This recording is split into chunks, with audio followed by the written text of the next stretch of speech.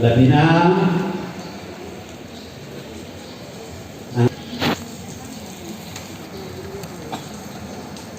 San Isidro, Tabango, Litiliti nga mga kaparian, Kaibiran Vikarye, Biliran, Kapuggayan o Kulapa nga mga kaparian o ang ilang mga parokyano, Naval Vikarye, Lukson, Almeria, Kawayan, Tukdaw, and Maripipi, Maripayon nga pag-abot diri sa atong parokya sa Naval, coming together today to make this as an annual event in the Philippines and to let the spirit of hope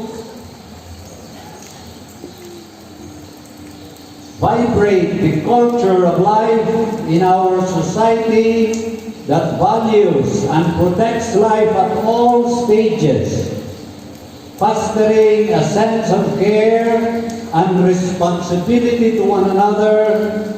Let us put ourselves now comfortably for a moment to prepare ourselves for a short program before we begin our celebration of the Holy Mass, to be presided by our beloved Bishop.